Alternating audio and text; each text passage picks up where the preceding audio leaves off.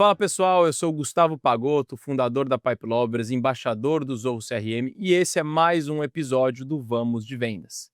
Esse é um podcast dedicado para líderes comerciais e empreendedores que querem levar as suas operações de vendas para um outro patamar. Toda segunda-feira, um novo episódio na sua plataforma de podcast favorita. Então, se você está vindo aí no seu aplicativo, não deixa de favoritar ou acionar o sininho. Assim, toda vez que tiver um conteúdo, você vai receber um alerta e poder consumir isso imediatamente.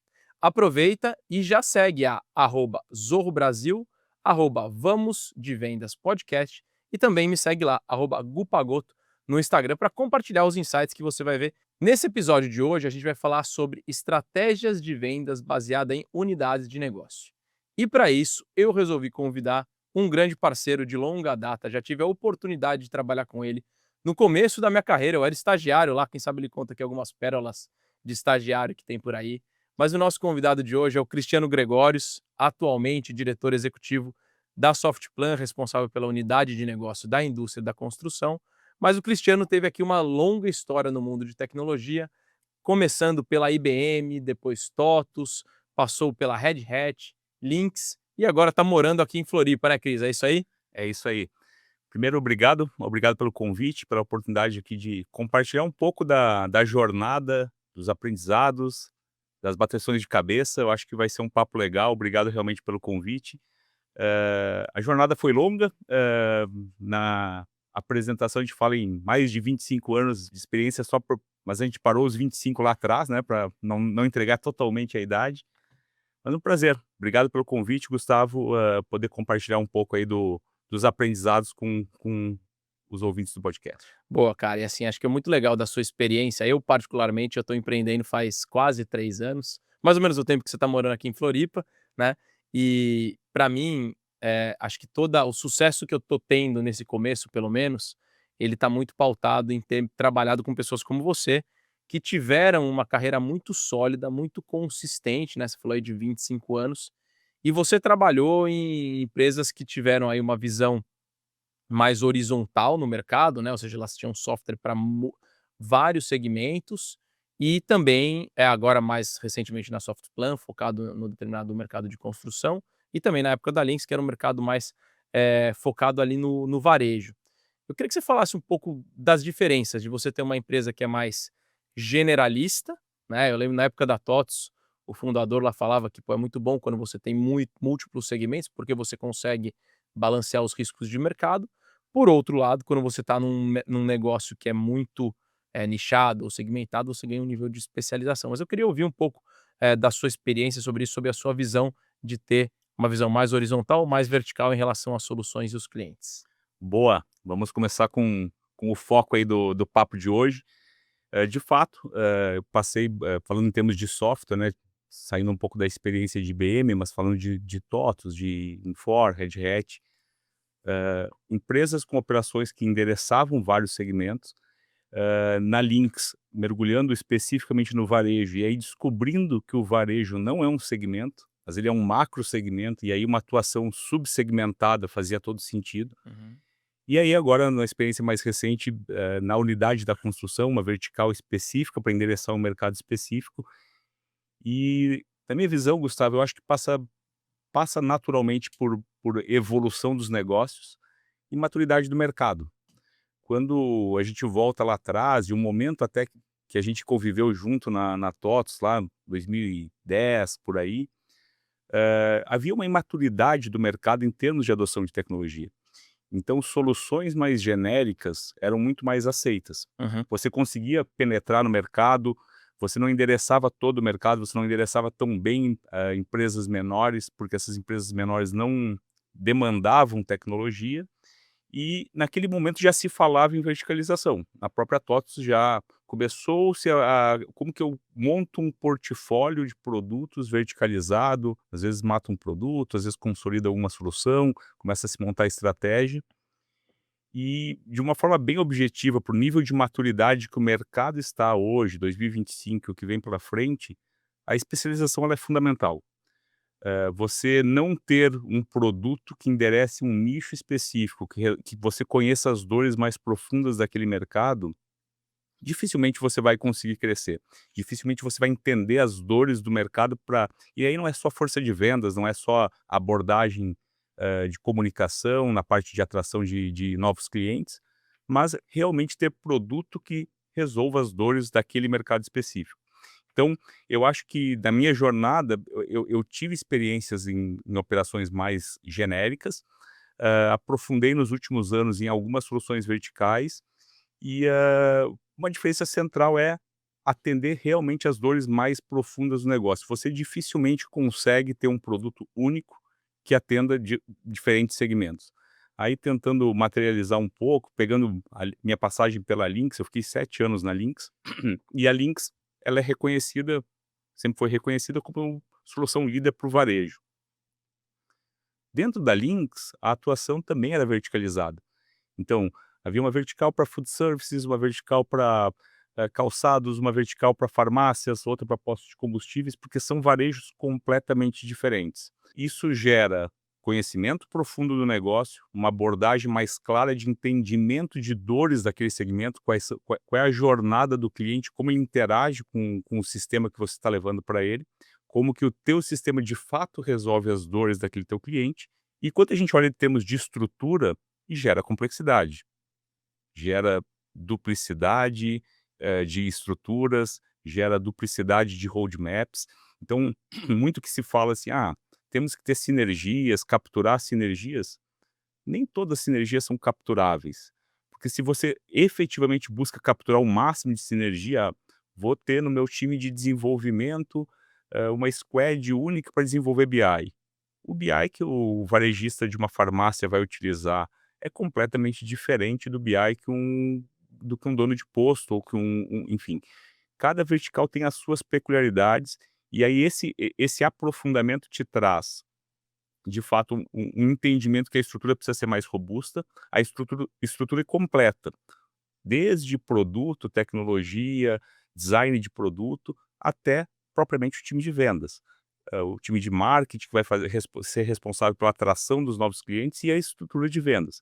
O teu vendedor naturalmente tem que ter pitch, que quando o teu prospect for conversar com ele, ele vai entender que é alguém do meu métier, é alguém que sabe quais são as minhas dores. Então, eu poderia dizer assim, há uma diferença muito grande do que se fazia no passado, e isso está muito associado ao grau de maturidade do mercado em absorver tecnologia para o que a gente tem hoje. E hoje, e eu não digo hoje, 2025, mas de muito tempo para cá, empresas que atuam no mercado de software, B2B, que não conhecem profundamente o seu nicho de atuação, o seu mercado, dificilmente vão ter sucesso, dificilmente vão crescer. Então a especialização, a segmentação, ter unidades de negócio é necessário, é fundamental para você poder crescer a sua operação. Legal. E aí você acha que, antes de avançar aqui para a próxima pergunta, né, você falou: "É uma robustez, eu vou ter uma especialização, eu vou ter algumas duplicações". Você acha que essa verticalização para negócios, ela faz um sentido quando você já tem uma certa escala, e aí eu vou tomar decisões de onde eu vou me aprofundar, no caso da Lynx, ou muitas vezes eu vou deixar de atender novos mercados para eu me manter focado no lugar e crescer com mais profundidade? O que que você acha que faz mais sentido? Me manter focado para crescer, ou eu cresço primeiro, expando mais o meu horizonte e depois eu penetro? Gustavo, minha percepção é que você dificilmente cresce sem foco e profundidade naquela Legal. sua área de atuação. Então, o ponto de partida é você ser referência. Então, trazendo até para a minha realidade atual, e eu vivi muito isso na Lynx, a gente tem um framework que é utilizado de você ter um produto ponta de lança para ganhar o mercado, depois poder fazer cross-sell, depois expandir tua participação no share of wallet daquele cliente, ou seja, levar mais soluções, aumenta o lock-in, garante que o cliente consuma mais de você. Você só faz isso com muita profundidade. O crescimento para novas unidades de negócios, novas verticais, ele pode acontecer no momento em que você entende que aquele teu mercado ou não tem mais espaço de absorver as tuas soluções, ou você tem um nível de competitividade que não te permite crescer a taxas que você gostaria, ou que teus acionistas gostariam que a operação crescesse. Então eu acho que é importante você constantemente estar avaliando outras oportunidades, mas sem jamais perder o foco naquele teu primeiro negócio. Pegando o Case Links, a Links construiu a sua história com o software Links, que era especializado em loja de shopping center, em loja de produto acabado, que compra e vende mercadoria. Toda a expansão para novas verticais, ela aconteceu de forma inorgânica. Ela poderia ter acontecido por desenvolvimento de novos produtos internos, não tem problema nenhum. Foi muito mais uma decisão de time to market.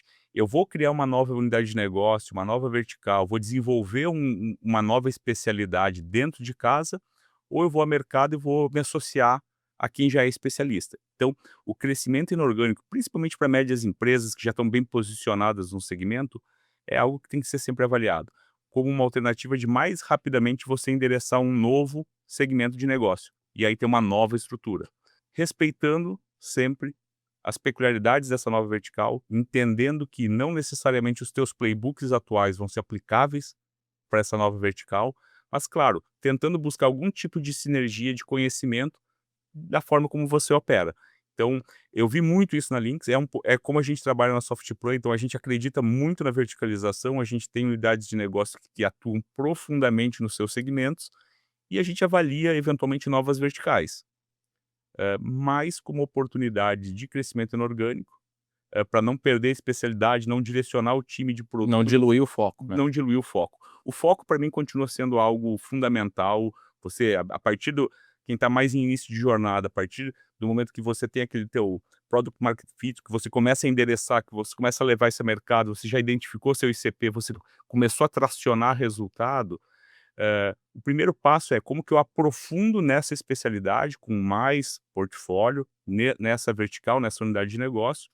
E se eu enxergo, se eu faço avaliações estratégicas e enxergo que eu consigo desenvolver uma nova vertical, uma nova unidade de negócio, como que eu faço isso sem comprometer o que eu faço bem? Porque um erro comum surgem oportunidades mirabolantes o tempo todo. Então, talvez a grande dificuldade estratégica é como, de fato, focar, saber dizer os nãos necessários para aquelas oportunidades incríveis que aparecem, para não perder o foco daquilo que você faz bem e que é o que paga o leite das crianças. É isso, né, porque às vezes tem uma tendência de mercado que o pessoal começa a olhar: "Pô, vamos agora no mundo de tecnologia todo mundo tá falando para AI, né. Ah, vamos fazer alguma coisa de AI?" Sim, vamos fazer, mas o carro-chefe aqui tá dentro desse batidão. Tem uns dados interessantes aqui, né, sobre especialização de unidades de negócio, né. Empresas B2B especializadas em unidades de negócio crescem 15% a mais a receita, segundo o Gartner, 30% mais produtividade por vendedor, ou seja, isso tudo, essas 2 estatísticas mostram como no mercado que a gente vive hoje, a especialização da organização e do time de venda em conversar com o cliente vai fazer isso gerar mais valor para a organização. Mas a grande maioria das empresas, ela não surge dessa forma, né.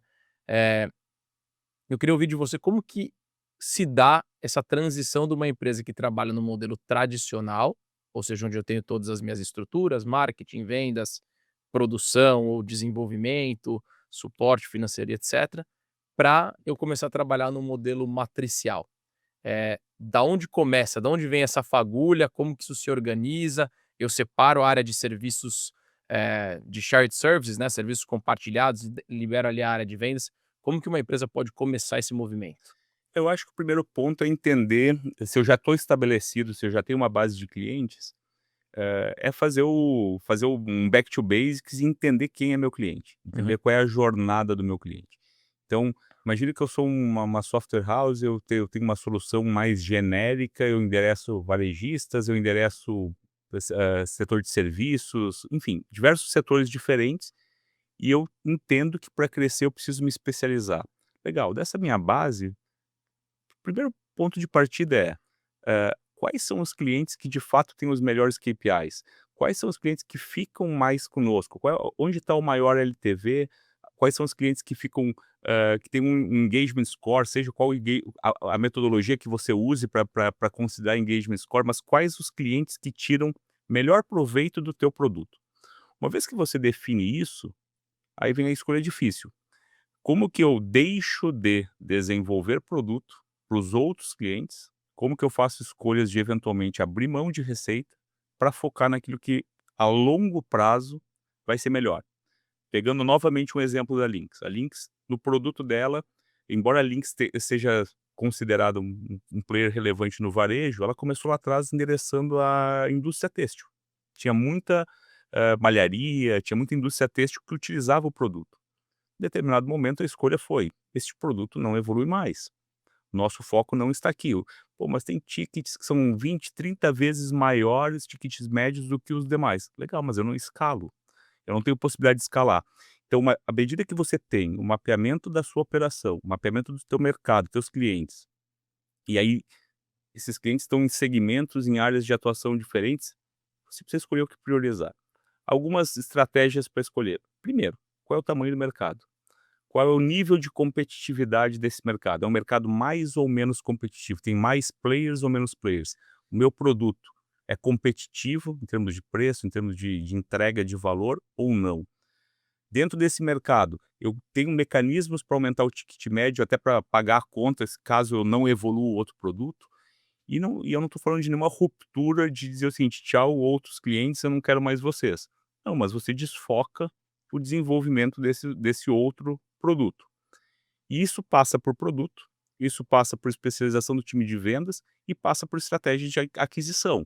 Então, se eu vou para uma estratégia de aquisição de marketing, um funil de inbound tradicional, eu vou direcionar todo o meu investimento em Onde eu tenho o marketing melhor retorno, né. para atrair essa minha escolha. Então, se a minha escolha está em um determinado segmento, é aqui que eu vou investir em ads, é aqui que eu vou desenvolver conteúdo, é aqui que eu vou desenvolver planilhas, enfim, é aqui que eu vou atrair novos clientes. Eu continuo mantendo essa minha base, mas eu não vou focar a estratégia da minha empresa para essa base. Eu vou focar onde eu acredito. Então, eu não acredito, Gustavo, numa transição Big Bang, assim, a partir de amanhã eu não atendo mais esses clientes, eu vou focar só nisso. Não, eu continuo atendendo, se tiver evolução de produto, coisas, evoluções legais, tudo mais, mas não é minha estratégia.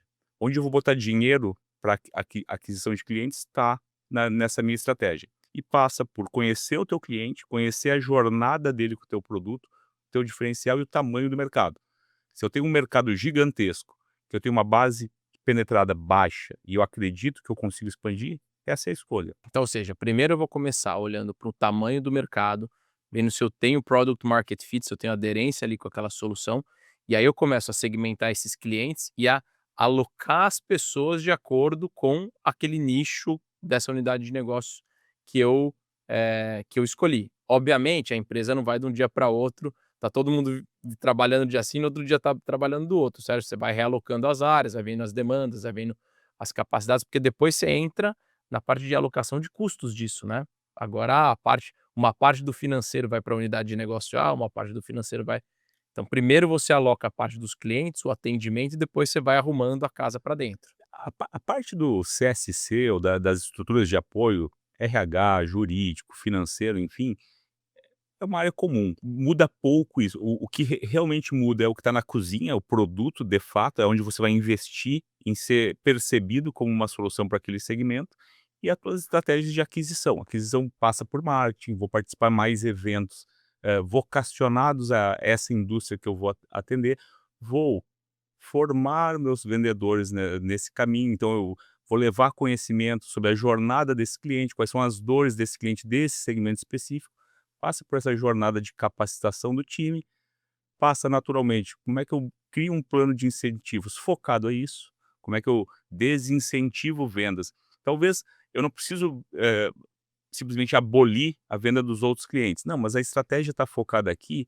e aí eu crio mecanismos na minha esteira comercial, no meu funil, que realmente foquem nesses clientes. É um pouco da melhor do que eu entendo que seja uma boa estratégia de quem já está posicionado começar a direcionar por uma verticalização, por um posicionamento específico numa área de negócio. Legal. E quando você fala de customer centric, né, eu dou algumas aulas lá no G4, eu falo bastante do exemplo da Lynx no modelo de foco do cliente, né, foco no cliente e do cliente, nessa segmentação.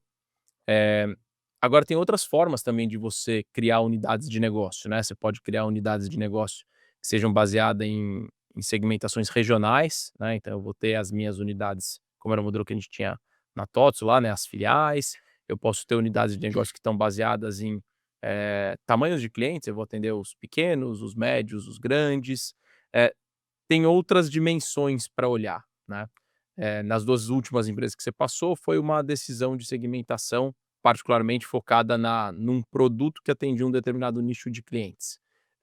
E tem esse aspecto também, né, eu posso quebrar por segmento de clientes ou por produto, às vezes você tem mais de um produto atendendo o mesmo cliente. Como é que você avalia essa tomada de decisão por qual é a melhor forma de fatiar? Você já falou bastante aqui que você é super fã de ter o foco do cliente.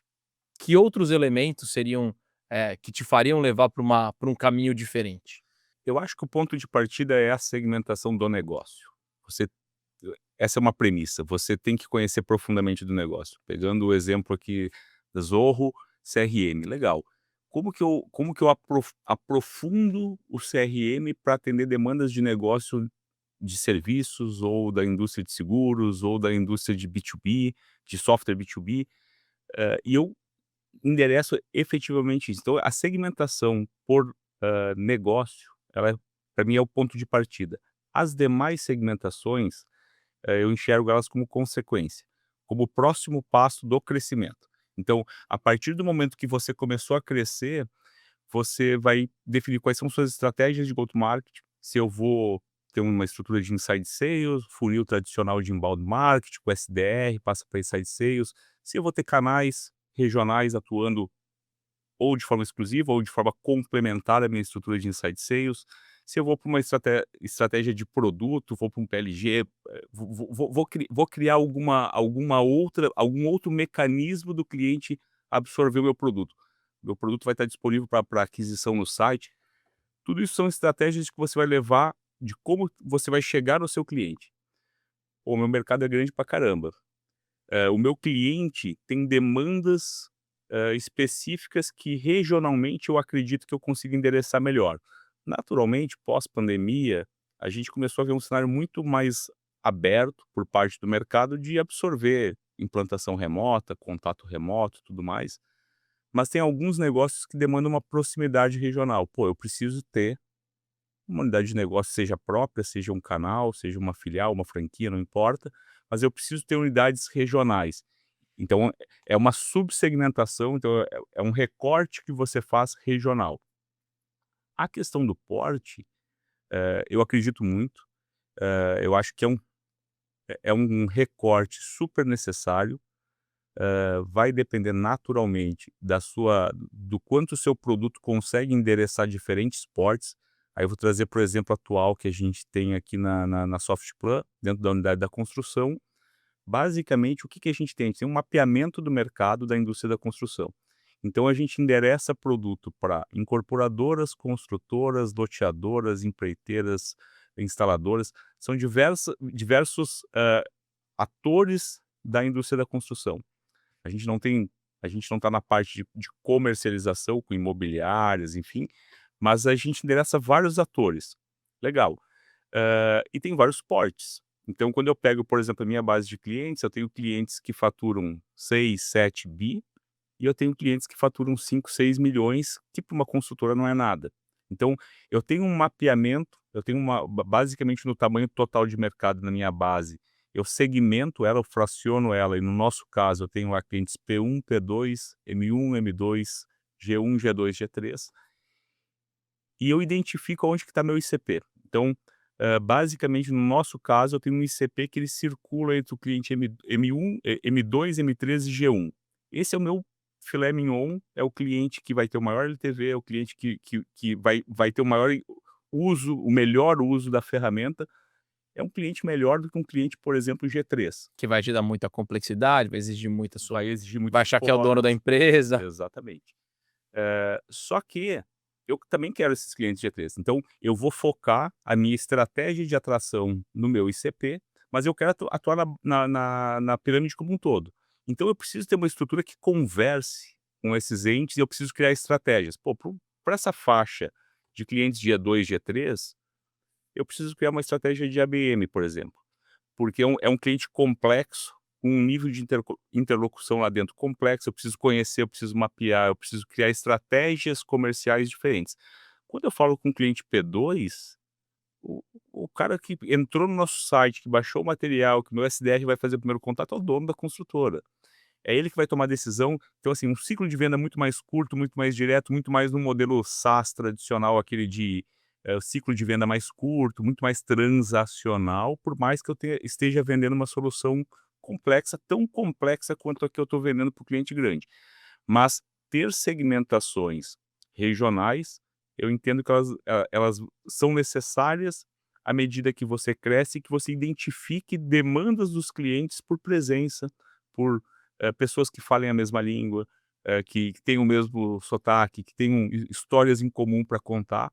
Quando você fala de segmentação por porte, ela se torna necessária se você quer endereçar todos os portes. Mesmo que você identifique o seu ICP, que o seu ICP não está em todos os portes, mas que você tem produto suficiente para entregar tanto para clientes maiores como menores. No nosso caso, além de uma estratégia diferente de vendas, a gente também tem uma estratégia diferente de pós-vendas. Então, por exemplo, na nossa estrutura de CSs, a gente tem squads de CSMs que atuam nos clientes VIP, nos clientes que a gente chama como growth, que são clientes que não são VIP, mas estão numa ascensão e tem tudo Tem para alto potencial. alto potencial, alta propensão de se tornar VIP. Temos uma outra squad de CSMs que atua na carteira de clientes ICP, e temos uma outra squad que aí é tech touch total, é realmente mais transacional a relação. Então, nós estruturamos o time de forma a atender esses diferentes perfis, porque é uma necessidade. Porque são dores diferentes, por mais que seja da mesma indústria, são dores um pouco E diferentes. são receitas e custos operacionais para tratar cada um deles bem diferentes. Total, total. Legal. É isso. E tem, acho que é um ponto bem bacana do que você falou, né? Então, quando a gente está falando de estruturar unidades de negócio, eu vou ter que olhar para uma realidade do meu cliente, como que eu vou resolver os problemas dele, e quanto maior é a minha escala, eu consigo segmentar isso por tamanho de contas, por regiões, por canais de aquisição, para dar uma experiência melhor ao longo da jornada, né? E isso só vai acontecer quanto maior é a organização. Dá para fazer tudo? Sempre dá, mas quando você vai priorizar onde você tem maior, aderência, maior fit para ganhar essa escalabilidade. Você já falou bastante da sua operação atual, né, e a gente estava falando aqui um pouquinho antes de começar, que vocês vêm fazendo uma reestruturação do grupo e foi construída essa unidade de negócio, e eu queria que você compartilhasse um pouco quais são os dilemas na hora de construir uma unidade de negócio, né. Quais são as decisões que precisam ser tomadas, o que que vocês priorizaram, o que que vocês, deixaram em cima da mesa para resolver posteriormente, quais foram essas dores na hora de estruturar isso como uma unidade de negócio para potencializar ainda mais o crescimento da empresa. Legal. Bom, dando um contexto aí para os ouvintes sobre a Softplan, Acho que é legal começar por aí. bacana. A Softplan está há 34 anos no mercado, então é uma empresa bem estruturada, reconhecida historicamente. Ela atuava desde a sua concepção em 3 unidades de negócio, 2 que endereçavam o setor público e uma que endereçava o setor privado, especificamente a indústria da construção. Com o crescimento, identificou-se uma oportunidade, primeiro, de uma consolidação do setor público, então as 2 unidades do setor público se consolidaram para ter sinergia, porque havia sinergia possível, e o setor privado foi identificado como uma alavanca de crescimento. Dentro daquela estratégia que eu comentei no início, a gente endereça muito bem sistemas para a indústria da construção, mas existem oportunidades em outras verticais. Então a gente começou a fazer um crescimento inorgânico. Então a gente entrou numa vertical que nós denominamos eficiência operacional, onde a gente fez aquisição, então a gente trouxe empresas do mercado, e uma outra vertical também para o setor privado, para a Legal Tech, e também através de aquisições. Então a gente não desfocou as fábricas de software, a gente não mudou o processo comercial. Segue business Segue. usual e vai somando coisa do lado. Exatamente. Então a gente passa a ter novas unidades de negócio e a gente acompanha de forma consolidada. Aprofundando dentro da indústria da construção, a gente entendeu, isso já tem algum tempo, que a gente conseguiu aumentar o nosso footprint no cliente. Então aquilo que eu comentei no início, Gustavo, de, pô, eu já endereço bastante coisa no meu cliente, mas como é que é a jornada completa? O que mais de software o meu cliente usa? Aonde ele estava antes de entrar no meu software, para onde ele foi depois que ele usou meu software? E aí a gente começou a fazer assessment, e aí entra muito essa questão do customer centric, de entender, de fato, a jornada do cliente. E mapeando isso, a gente identificou algumas oportunidades de ampliação de portfólio. Pô, a gente precisa ter uma solução de orçamento. Pô, vamos começar do zero? Não, a gente trouxe uma solução porque a gente entendia que time to market seria melhor. E aí a gente adquiriu uma solução de orçamento, a gente adquiriu uma solução de CRM, uma solução de planejamento de obras e uma outra empresa com 3 outras soluções que endereçam suprimentos, endereçam canteiro de obras. Isso tudo assim, a primeira entrada nesse crescimento inorgânico da indústria da construção foi em 2019, desculpa, 2020, em 2022 a gente acelerou o processo. Então, a partir de 2022 a gente começou a trazer outras empresas, e aí veio o dilema. Legal, eu agora tenho um portfólio mais amplo para endereçar para o meu cliente. Como que eu organizo isso? E o grande desafio de todo empreendedor, de todo gestor de uma operação de software é, primeiro, como é que eu não crio entropia interna? Como é que eu faço com que a gente não bata a cabeça? Segundo, como é que eu não diminuo o meu ticket médio na ponta? Como é que eu garanto que o meu cliente continue percebendo o valor que essas soluções tinham segregadas em um mesmo ambiente? E aí a gente começa a tomar decisões de negócio. Por exemplo, pô, consolido todos os produtos numa única solução, corro risco. Corro o risco de diminuir a percepção de valor das soluções segregadas. Então, o ponto de partida é entender integrações de produto para levar mais valor para o cliente, para diminuir a fricção da jornada do cliente. Segundo, como é que eu organizo o go-to-market? E aí eu acho que é o grande ponto. Eu organizo o go-to-market, mantenho as operações separadas, eu consolido times comerciais, eu tenho uma estrutura de canais, eu aumento o portfólio para o meu canal regional levar essas outras soluções, e aqui, na minha visão, Gustavo, não tem receita de bolo. Eu vivi experiências ruins aqui na Softplan e também na Lynx em relação a como fazer esse go-to-market. Então, eu tive alguns aprendizados. Como a gente tem endereçado? Primeiro, integrar os produtos, diminuir a fricção da jornada de uso dos softwares para o cliente, e a gente vai aos poucos aproximando os times. Então, toda a nossa jornada de aquisição de marketing ela já é unificada. Toda a jornada de pré-vendas, os times de SDR já seguem mais ou menos o mesmo processo, respeitando peculiaridades que são muito específicas. Mesmo dentro do mesmo segmento, ainda assim, a forma de eu levar algumas soluções pelo tipo de persona com quem eu falo no cliente, é um pouco diferente. Então, a gente o nosso grande trabalho tem sido realmente mapear a jornada do cliente e a nossa jornada interna, para não tirar valor dessas aquisições, para a gente continuar aumentando a entrega de valor. E o que eu posso te dizer, a gente de 2022 para cá, a gente está com um pouco mais de 5.000 clientes aí que usam o Cienge. Destes, a gente tem em torno de 1.000 clientes que já usam essas soluções adquiridas. Adicionais, tá. Então, a nossa grande estratégia é posicionar essas soluções adicionais para esses mesmos clientes.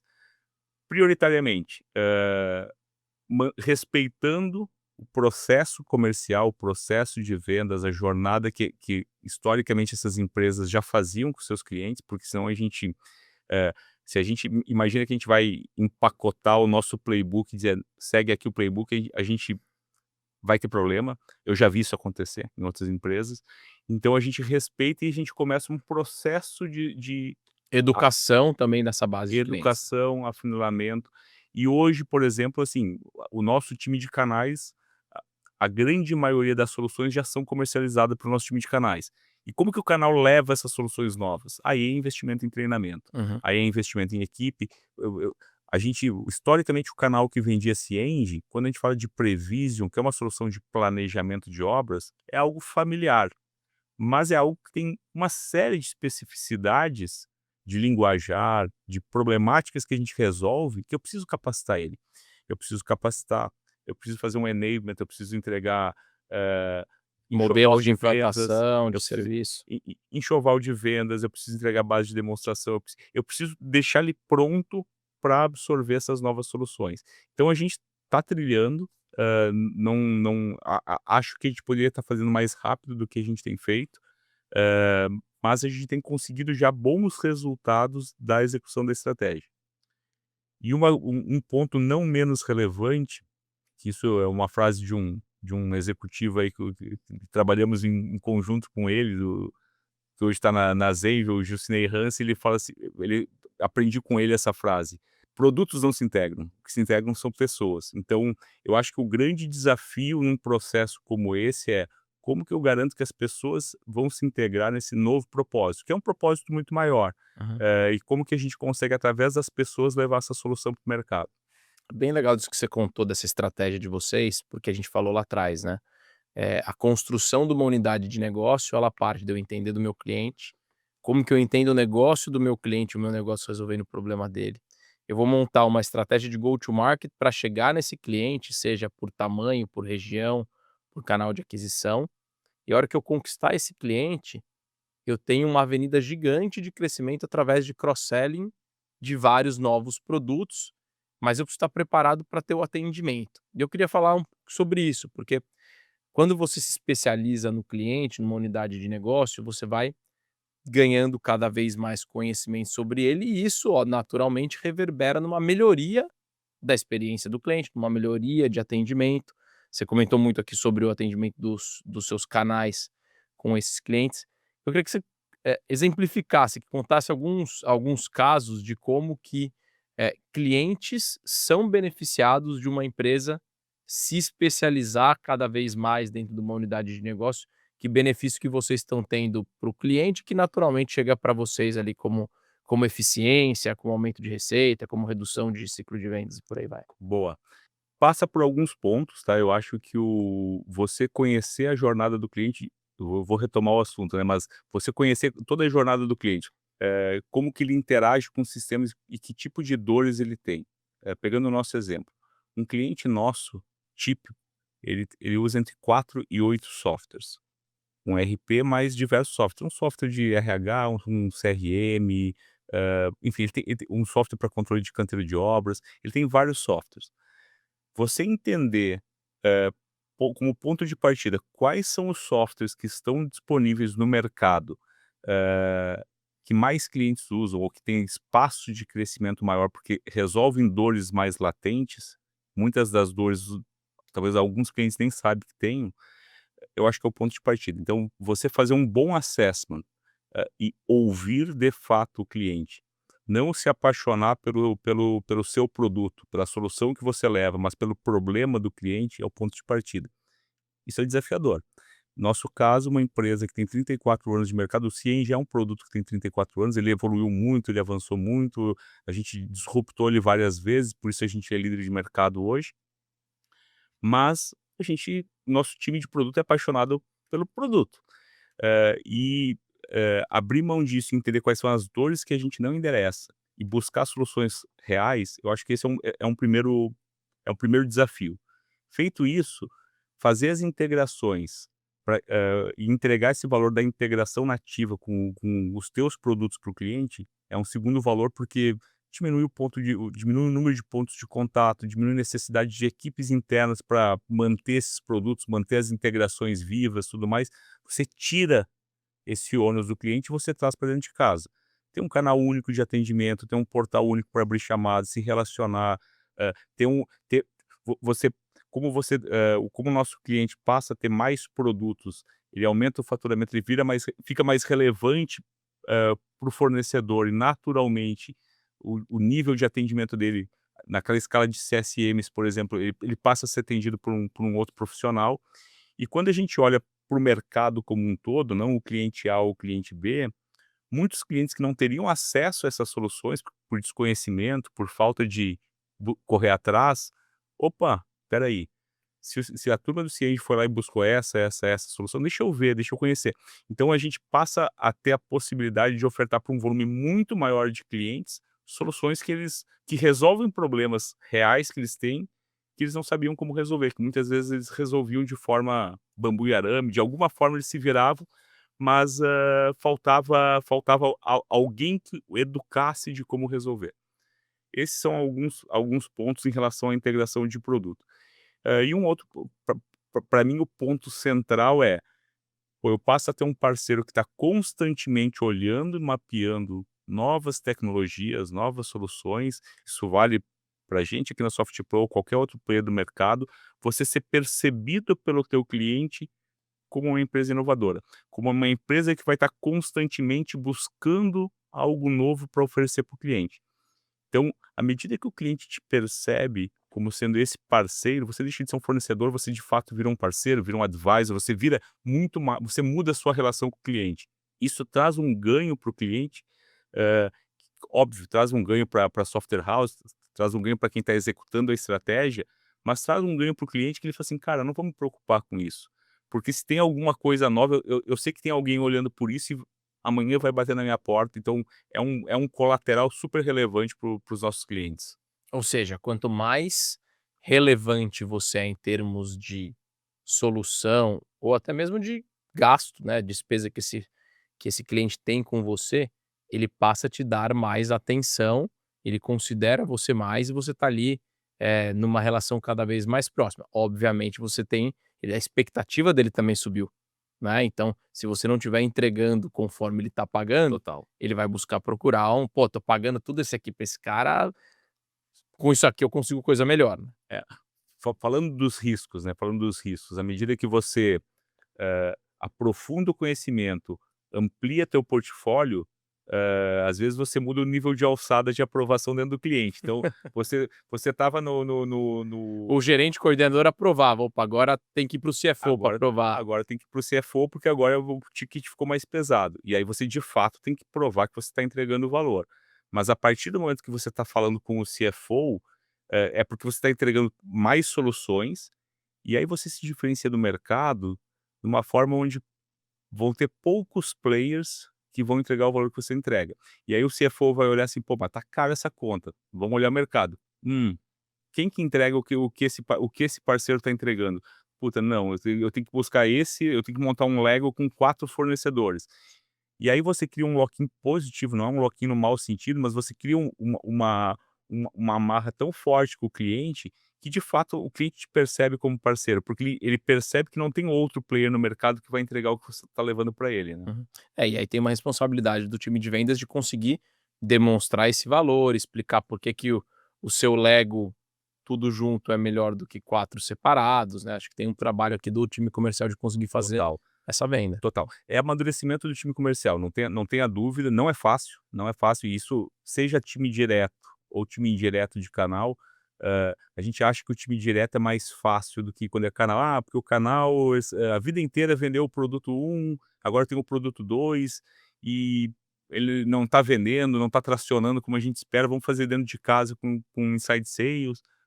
Mas não, é um processo de educação porque às vezes o valor está na integração, às vezes tem outros valores que são até mais intangíveis, mas que como é que eu capacito o meu time para, pô, o cliente não pensou nisso. Levar essas mensagens é um esforço enorme de capacitação. Uhum. Capacitação, reciclagem e mudança de abordagem do time comercial. Legal.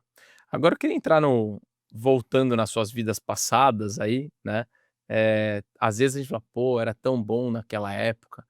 O que que tem dentro do modelo de unidades de negócio especializadas, verticalizadas, que não necessariamente é o melhor? Ou seja, você acha que tem coisas do modelo mais horizontal, mais generalistas, que tem os seus prós também? O que que tem de prós e contras aí versus esse modelo anterior?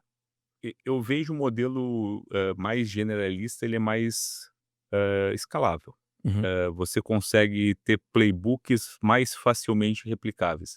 A gente, falando de vidas passadas, mas atual, a gente tem hoje em torno de 150 playbooks, basicamente na jornada de vendas, entre marketing, pré-vendas, vendas, CS, que a gente tenta replicar nas outras unidades de negócio. Nem todos são possíveis de ser replicados, porque é diferente. A jornada com aquele cliente é diferente. Então, quando você atua de uma forma mais horizontal, você consegue escalar muito mais fácil. Quando você Dá um pouco menos de dá trabalho muito esse menos essa trabalho, essa abordagem, dá né? muito menos trabalho, dá muito menos trabalho.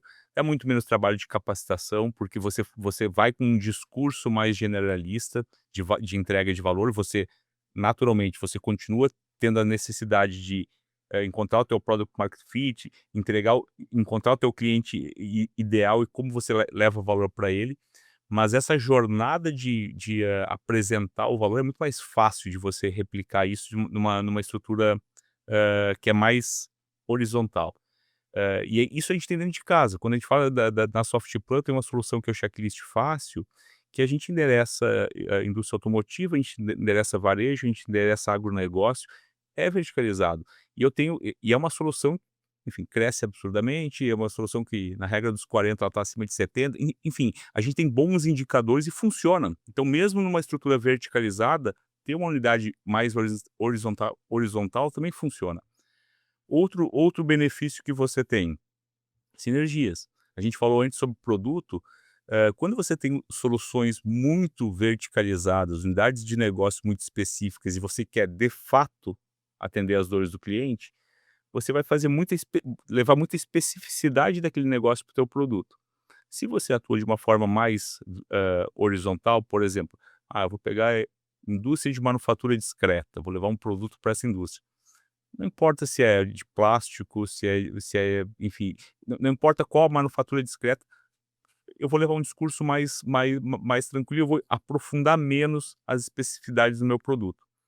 Então você tem mais sinergia de time de produto, você gasta menos com dev, Uhum. que é onde mais machuca em termos de P&L um negócio de software. E um outro ponto, é a necessidade de ter, não só em produto, mas assim, ter times comerciais que conheçam profundamente do negócio. Então, aumenta a tua estrutura. Então, teu custo de gente, ele acaba sendo mais impactado. Eu acho que esses são os principais pontos, eh, que é um benefício você atender de uma forma mais horizontal. O que eu vejo de risco nesse modelo é cada vez menos, e aí você falou de IA, cada vez mais IA, RPA, machine learning, tudo isso chegando e os nossos clientes demandando, essas soluções, cada vez mais a tecnologia está ficando fácil, acessível para todos. E aí você não ter um diferencial, o teu nível de competitividade ele é muito menor do que se você atua numa solução, com uma unidade bastante nichada. Então, eh, eu posso ter um produto nichado para resolver uma dor específica que também funciona. Então, eu tenho uma solução de aprovação de despesa de viagem. É algo extremamente nichado. Legal, esse é o meu mercado, é um mercado horizontal, funciona, porque você tem um produto muito específico que resolve uma dor muito específica que talvez todas as organizações médias e grandes tenham. Ou então você se verticaliza aí com a possibilidade de atender o principal processo de negócio do cliente, seja uma manufatura, seja uma construtora, seja um plano de saúde, enfim. Legal. Essa é uma discussão de negócio que sempre vai pautar entre qual que é a sua capacidade de executar, de investir, de colocar mais pessoas, de organização, versus capturar a demanda que está existente no mercado, né. Então, muitas vezes pode ser que o mercado te leve para esses lugares. Você comentou do caso da checklist fácil, e eu estava conversando com ele esses dias, e eu estava conversando com a líder de vendas lá, e eu abri o site e falei: "Caramba, vocês atendem muitos segmentos, né?"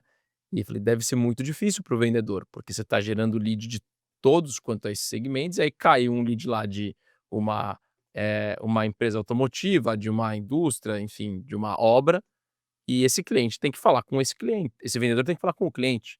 Ele provavelmente fala muito de produto", né. Ela falou: "Esse é um desafio, porque se eu tenho um produto que atende trocentos negócios, eu não vou conseguir falar sobre infinitos negócios, eu vou ter que falar sobre o meu produto." E aí você deixa de ser customer centric e passa a ser product centric, e aí óbvio, conforme você vai ganhando escala, então tá bom, então eu vou ter o time que fala desse produto para o segmento A, para o produto B, e você vai se especializando.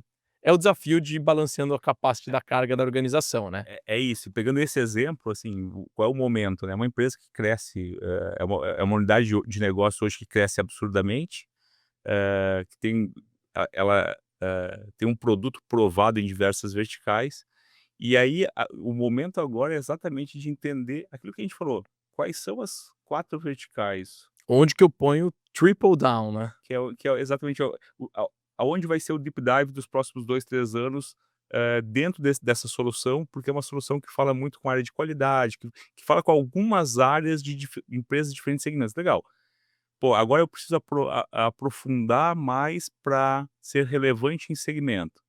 legal, quais são os principais segmentos, por que que eu sou forte nesses segmentos e agora vamos endereçar a energia. É o momento que está acontecendo lá agora, pensando nos próximos 2, 3 anos. Legal, e é bem isso que a gente comentou, né. Vou selecionar alguns, vou colocar recursos adicionais para me especializar nesses, não é que eu vou parar de vender para os outros, vai cair na caixinha lá "others" e vai ter um time ali atendendo e com o tempo Exato. vou encontrando mais profundidade. Muito bom. Estamos chegando aqui na nossa reta final, né. Para quem ainda não se deu conta, esse podcast Vamos de Vendas é uma iniciativa do Zorro CRM. Zorro CRM foi eleito pela Forbes pelo 3º ano consecutivo como o melhor CRM do mundo, foi eleito pelo Gartner como um dos CRMs mais visionários do mundo, dentro do quadrante mágico, e também líder em tecnologia pela Nucleus Research. Ou seja, se a sua empresa está em grande crescimento de vendas, com operações cada vez mais complexas, você não precisa gastar todo o seu investimento em tecnologia no seu CRM. Você pode falar com o time do Zorro e ter um CRM que é acessível ao seu orçamento, tá? Então não perde tempo, vai lá em zorro.com/CRM para conversar com o time aqui da Zorro para ajudar vocês a evoluir na gestão de tecnologia para a área comercial. Beleza? Cris, para a gente ir para nossa última pergunta aqui, eu queria falar um pouco sobre tendências, né? Tendências de mercado, a gente está vendo aqui uma evolução muito grande no papel dos CROs envolvidos com discussões de preço, né? E unidades de negócio tem tudo a ver com especialização de vendas, foi basicamente isso que a gente falou aqui durante esse podcast todo. Eh, eu queria ouvir de você o que você está vendo de inovações, de novidades relacionados ao modelo de gestão e à especialização, né? Eu sei que você é um cara super Caxias, estudioso de modelos e metodologias. O que você tem estudado e visto aí dentro do mercado que você quer implementar para avançar e tornar ainda mais, moderna a gestão de vendas dentro da sua equipe lá? Boa. Não tem como a gente falar de o que tem de inovação sem a gente entrar no hype, mas saindo um pouco do hype da AI, a gente está investindo bastante, para dentro e para fora, em relação à adoção de tecnologias de inteligência artificial. Quando a gente fala de inteligência artificial, e aí eu dei o exemplo da unidade da construção, onde a gente fez algumas aquisições, tudo mais, eu tenho 5.000 clientes na minha base, 5.000 e alguma coisa do ciente, tem mais o gestor obras com mais quase 1.000 clientes, e destes eu tenho 1.000 e poucos. Legal. Como é que eu estruturo, uma estratégia de go to market para fazer esse cross-sell? Em que momento? Como que eu avalio? Então a gente tem investido bastante ao longo dos últimos 1 ano e meio em modelos de machine learning, então, o mercado está muito consumindo aí, inteligência artificial generativa, mas a gente está aplicando muito machine learning, muitos modelos matemáticos, a gente tem um estatístico no nosso time comercial basicamente para desenhar modelos de propensão de compra. Legal. Então, a gente fala muito de, novos clientes, novos mercados, mas a gente está com uma estratégia muito centrada em como que eu amplio a presença no meu cliente. Então, e aí quando eu falo machine learning é usar dados internos, então todo dado de engajamento dos nossos clientes, fazendo lookalike com clientes que usam as demais soluções, com dados externos, então cadastro de obras, como que está o faturamento. A gente tem um grande data lake, a gente vem, criando mecanismos e a gente vem entregando para o nosso time de vendas, uma série de informações adicionais do tipo: essa lista de clientes aqui tem propensão alta, média, e a gente sai de taxas de conversão que num ambiente segmentado já são super altas, a gente tem uma taxa de conversão de SQL para venda superior a 20%, por Uhum. ser segmentado. O cara que caiu ali está qualificado se você tem a O solução cara líder que do caiu o mercado, né? cara que caiu ali, ele sabe o que está procurando, ele sabe com quem ele está falando, então a gente tem boas taxas de conversão. Só que quando a gente fala de usar modelos que preveem a propensão de compra, a gente eleva isso para taxas de conversão acima de 60%. Uhum.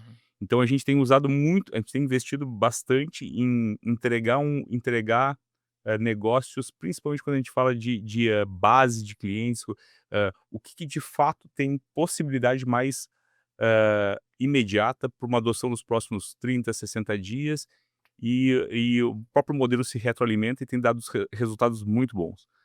A gente naturalmente tem partido aí para algumas questões aí de demos virtuais, que tem trazido também muitos leads novos, principalmente para a parte de small business. A gente tem um software que é o Gestor Obras, que atrai muito esse mercado e a gente tem conseguido boas taxas de conversão. E em termos de estrutura interna, a gente acredita no nosso modelo, a gente acredita no modelo combinado entre inside sales e canais de vendas indiretos. A presença regional para nós, ela é um diferencial. Quando eu olho o meu cenário competitivo, com os players com quem eu atuo no mercado, os meus principais concorrentes, é um diferencial. Então os nossos concorrentes não têm a presença regional que a gente tem, então eu continuo apostando muito nisso. E eu tenho cada vez mais combinado essas estratégias. Do ponto de vista de posicionamento comercial, eh, eu tive no último SASSI hum, é muito engraçado porque há uma confusão e uma falta total de clareza de para onde vamos. Se o mundo SaaS vai continuar comercializando por assentos como historicamente foi, vai para usage, vai para um combinado, se eu vou entregar agentes dentro do meu produto. E é muito engraçado que lá eu vi diversas palestras e ninguém tem uma resposta. Testa-se aqui, Estamos na fase de transição, né? estamos numa fase de transição, acertando, errando. A única certeza é que, eh, embora tenha saído algumas falas aí um pouco mais emblemáticas no início do ano sobre o mundo SaaS vai acabar, coisas do gênero, a nossa percepção e a nossa crença é: negócios verticalizados, onde você tem muito contexto do negócio, a IA vem para ser uma grande alavanca, de entrega de valor. Então a gente acredita muito, a gente tem investido muito em produto para entregar valor, e aí quando eu falo investir em produto a discussão do nosso PM hoje em dia não é como é que eu desenvolvo uma tela melhor para entrada da nota fiscal eletrônica. Como é que eu evoluo a usabilidade para que num clique. Não, a discussão é que a gente que eu uso para não precisar imputar nota fiscal.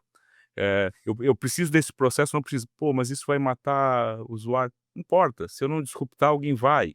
Então a gente está em várias discussões de produto e em termos de go-to-market, em termos de estratégia comercial, entendendo ainda, sem uma clareza de próximos passos, de quais os impactos no nosso modelo de negócios.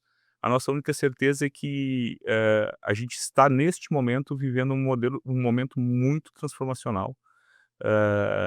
A gente está pronto para isso, a gente tem investido bastante em ferramentas para os times comerciais, num modelo ainda de vendas conhecido, que continua dando resultados, a gente vem conseguindo crescer de forma consistente, mas sem muita clareza, Gustavo, de como o cliente vai consumir a nossa tecnologia daqui a 1 ou 2 anos, ou que tecnologia eu vou estar levando para eles, o que eu vou mudar, sendo que o nosso grande objetivo continua sendo o mesmo: entender a jornada do cliente, entender as dores e como que eu, através de tecnologia, ajudo a resolver essas dores. Legal, então, ou seja, o que você está dizendo aqui é que a inteligência artificial, muitas pessoas que passaram por esse podcast falaram de inteligência artificial como uma tendência. O que você trouxe aqui é que a inteligência artificial, na aplicação que ela está tendo dentro das empresas, ela vai começar a transformar o modelo de negócio, o modelo de receita das empresas de tecnologia, e isso é uma coisa que a gente vai ver aqui ao longo desse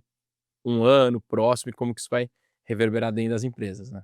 A única certeza que eu tenho é que em 2027 o nosso modelo atual de comercialização não vai ser mais o que a gente tem hoje.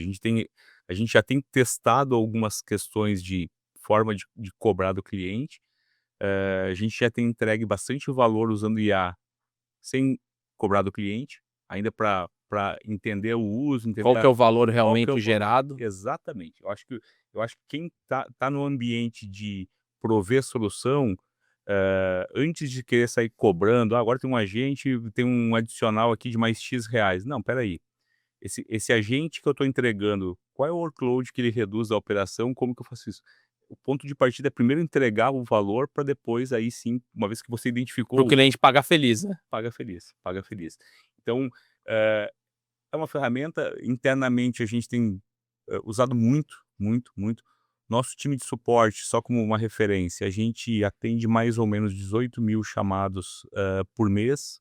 Já tem 1 ano e meio, mais ou menos, que a gente atende 100% via chat, a gente não atende mais por telefone, e a gente vem construindo uma base de conhecimento sólida há bastante tempo. Então, a gente implantou em dezembro um N0 de atendimento com IA. Então todo cliente nosso que entra com Primeira chamada suporte, já é no IA. se ele coloca um chat e tem a palavra "como", vai para IA, porque é dúvida, não é problema. Se ele: "Como que eu faço isso? Como que eu faço tal processo?", tem como, vai para IA como premissa. Uma retenção superior a 54%, então assim, basicamente a gente está matando mais da metade dos chamados no N0 com IA. Em 2 meses de uso, a gente diminuiu para menos da metade o nosso TME, nosso tempo de espera do cliente no atendimento. Naturalmente, o tempo de atendimento aumenta, por quê? Porque o meu analista de suporte vai gastar energia com aquele cliente que de fato tem uma dúvida. Sim. Isso tudo retroalimenta a IA e naturalmente a gente imagina crescer. A tendência é só melhorar, A né? tendência é só melhorar. E em pré-vendas também, a gente tem usado várias tecnologias para, desde acompanhamento de ligação, a gente não tem mais o coordenador acompanhando ligação, a gente já tem resumos, a gente já tem a própria ajudando no direcionamento com base nos pitches, com base nos playbooks, você termina a ligação já com a correção feita, enfim, tem muita coisa legal sendo utilizada pensando em tornar a vida do nosso time comercial mais ágil, ou seja, como é que eu acelero o tempo dele. Não imaginamos em matar o time de pré-vendas, não acredito que é uma tendência, acredito muito no valor desse time, mas, em termos de modelos, por enquanto a gente segue ainda, posicionando o produto, crescendo e tentando direcionar os próximos passos, entendendo também o que o pessoal tem feito em outros países, entender um pouco para onde que tudo isso vai caminhar. Muito bom, cara. Estamos chegando aqui na nossa reta final. Para quem quiser falar com você, quem quiser saber mais sobre a Softplan, quais são os canais para falar contigo com a Softplan, compartilha aí para a galera. Esse é o momento oficial do Jabá aqui do Vamos de Vendas. Legal, legal. Obrigado, Gustavo. Primeiro, obrigado aí pela oportunidade, obrigado pelo papo. Acho que tem assunto aí para mais 1 hora, mas foi bem agradável aí a troca contigo. Obrigado pelo convite. Estou no LinkedIn, Cristiano Gregórios, nosso site cienge.com.br, Softplan é a nossa holding, enfim, mas todo o ecossistema dos produtos para a indústria da construção você encontra no cienge.com.br. Qualquer dúvida, qualquer questionamento, agenda super aberta, fiquem à vontade de mandar uma mensagem, com certeza vou responder, estou à disposição aí para aprofundar com os ouvintes de vocês alguma dúvida adicional que vocês tenham, fazer algum bench. Nosso time está aberto, a gente troca muito, naturalmente com o ecossistema aqui de Floripa, a gente tem muita proximidade, mas também a gente procura muita empresa para trocar, para fazer bench, tá o time todo de CS, de vendas, de pré-vendas, todo mundo super aberto aí a fazer trocas, fiquem à vontade de me procurar. Muito bom, cara. Super obrigado. É isso aí, pessoal. Como eu sempre digo aqui no podcast e também lá na Pipe Lovers, sucesso em vendas é resultado de evolução diária, né? Mas não se esqueçam, né? Dizem que se não postar, vocês não absorvem todo esse conhecimento. Então, dá um print do que você está vendo nesse podcast aqui e compartilha aí nas suas redes sociais, no LinkedIn ou no Instagram. Não deixa de marcar a @Zorro Brasil, @Vamos de Vendas Podcast e me marca lá também, @Gupagoto. Combinado? É isso aí. Vamos de vendas e te vejo no próximo episódio.